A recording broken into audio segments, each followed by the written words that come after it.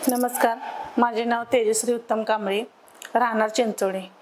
माझी मुलगी शरण्या उत्तम कांबळे, हिला ब्लड कॅन्सर आहे।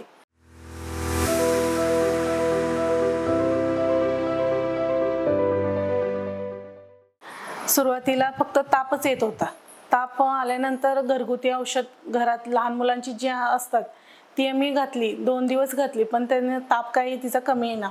म्हणून आम्ही लहान मुलांच्या हॉस्पिटलमध्ये आमच्या इथंच मनीषा पवाळकर यांच्याकडे आम्ही तिला घेऊन गेल्यानंतर त्यांनी बघितलं तर ताप जास्त होता म्हणून त्यांनी फक्त ताप होता म्हणून ॲडमिट करून घेतलं।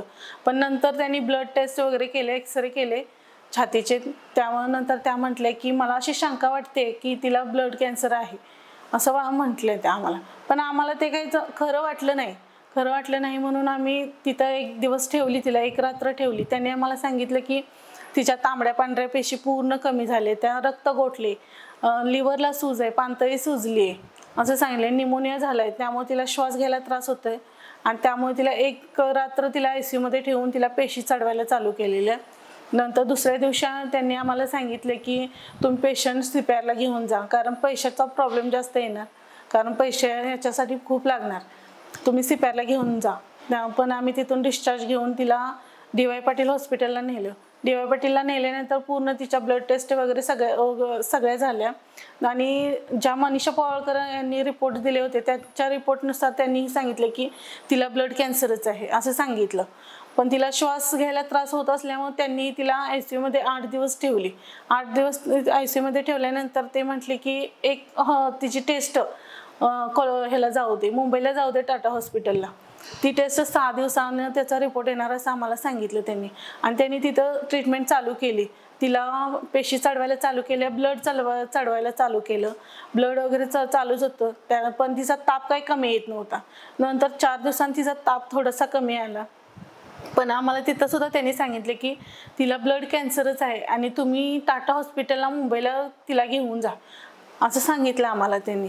कारण इथं आम्ही फक्त तिची निमोनियावरची आणि ताप कमी येण्यासाठी निमोनियासाठी फक्त ट्रीटमेंट करतोय आणि तुम्ही तिला इथून मुंबईला शिफ्ट करा। मग आम्ही तिकडे जायची तयारी केली होती टाटा हॉस्पिटलला, पण माझे भाऊ आणि भाऊजे बघायला आल्यानंतर त्यांनी सांगितलं की माझ्या भाऊजींनी सांगितले की माझ्या आईलाही स्तनाचा कॅन्सर होता आणि कोल्हापूर कॅन्सर सेंटरला तिचं ऑपरेशन झाले आणि ती आता पूर्णपणे बरी आहे आणि तुम्ही मुंबईला न जाता तुम्ही कोल्हापूर कॅन्सर सेंटरला जा।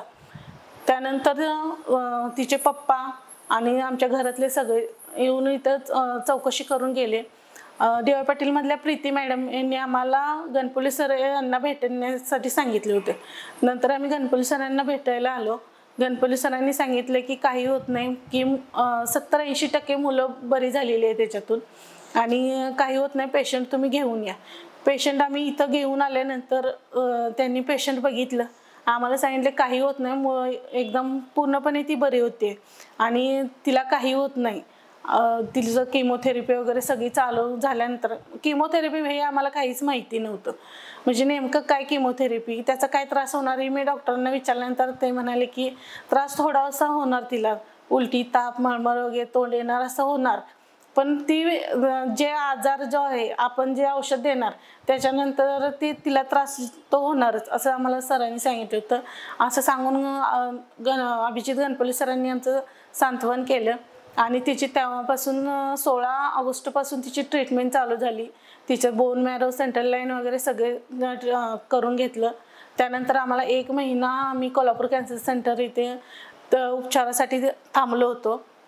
नंतर आतापर्यंत तिचे किमोथेरपी झाली, बोन मॅरो झाली, तिच्या LP वगैरे सगळ्या झाल्या, पण आता ती पूर्णपणे 90% तिची बरी आहे आता। आणि बस मला एवढंच सांगायचं की कॅन्सर बरा होत नाही असं कोणीही समजू नये, कारण माझी 6 वर्षाची मुलगी आतापर्यंत कॅन्सरवर मात करून एवढ्या पुढे आलेली आहे।